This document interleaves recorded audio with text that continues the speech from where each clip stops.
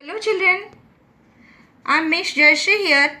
Today we will start Standard 9 Geography Weathering lesson, and today I will teach you about the chemical weathering. Before going to the chemical weathering, what is weathering I am explaining you.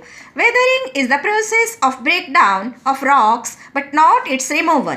It is described as disintegration or decomposition of a rock in size by natural agents at or near the surface of the earth. So, weathering is of three types. One is physical weathering, another is chemical weathering, and third one is the biological weathering. Today we will discuss about the chemical weathering. All of you see chemical weathering. The chemical weathering, some or all the minerals in the rocks suffer decay or alternation by such agents as water, oxygen, carbon or various organic acids. It leads to decomposition of rocks and minerals as chemical reactions transform them into different chemical combinations. When there will be any chemical reaction, so naturally there will be a change. Okay, change will occur and that will lead to the different chemical combinations. The chemical weathering of rocks is accomplished in a number of ways, and each one is given a name to distinguish the different processes involved. Four main processes of chemical weathering are solution, carbonation, oxidation and hydration. Here I am explaining you what is solution. A solution is formed. Okay? A dissolution, liquid like substance will be formed, that is solution. Carbonation. Carbonation means the mineral constituent of the rocks will react with the carbon dioxide. Oxidation with the oxygen. Hydration means with water. We will discuss everything in brief. Let us discuss about the oxidation. Oxidation means reaction of minerals in rocks to atmospheric oxygen. Rainwater contains atmospheric oxygen. When oxygen comes in contact with iron compounds in rocks, the iron starts rusting or crumbling. The color of rock also changes to red, yellow or brown. All of you observed, children, when the iron piece or iron nail will come in contact with moist conditions along with that of the oxygen, oxidation reaction will take place. It will turn into rust. Carbonation. Many mineral constituents of rocks such as the carbon dioxide, while coming in contact with water, produce acidic effect on rocks. Carbon dioxide, when it mixes with water, acid is formed. It will put an effect, acidic effect on the rocks. This action dissolves most calcareous rocks. Calcareous rocks means calcium containing rocks. Calcareous rocks means calcium containing rocks such as gypsum, marble, limestone. However, this action should be mistaken for solution. In the case of carbonation, rainwater converts calcium carbonate into calcium bicarbonate, which is soluble and it takes away by the groundwater. A solution is formed over here. Now, hydration. In this process, expansion of mineral occurs on coming into contact with rainwater.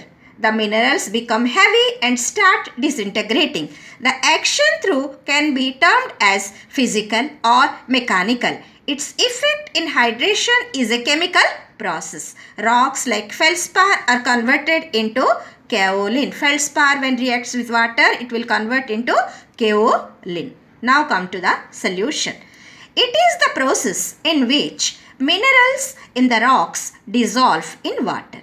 All rocks are subjected to solution to some extent. Almost all rocks are subjected to solution because anyhow they will come in contact with rainwater.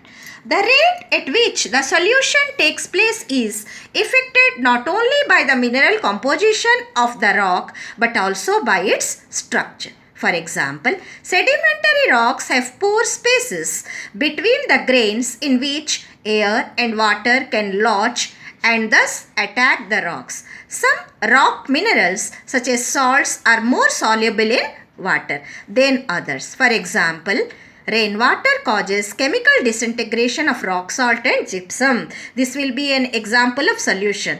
Rainwater causes chemical disintegration of rock salt and gypsum. So children, in the chemical weathering, you can get a question, what is chemical weathering and what are the main processes in chemical weathering? So you will write oxidation, carbonation, hydration and solution. So after that we will go for difference between the mechanical or physical weathering and chemical weathering. All of you know that in physical weathering there will no change of composition will occur, but in chemical weathering composition change will occur.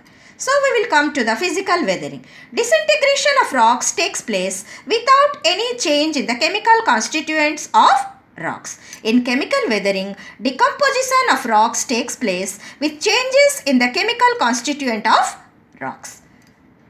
Under physical weathering, factors such as temperature, moisture, frost action and wind cause physical breakup of rocks. Under chemical weathering, temperature, moisture, etc. cause minerals in rocks to either dissolve in water or change their composition.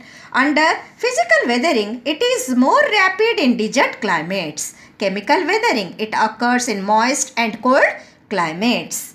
Physical weathering, rocks are affected to great depths. Chemical weathering, it mostly takes place near the surface of the earth, whichever is exposed. Under physical weathering, its agents are temperature and moisture. Under chemical weathering, its agents are water, oxygen, carbon and various organic acids. Children, try to note down all these points of chemical weathering as well as difference between the physical weathering and chemical weathering, and you may get a difference between the physical weathering and chemical weathering. So you have to write 2 to 3 points in exam. Okay, please try to learn. Thank you children.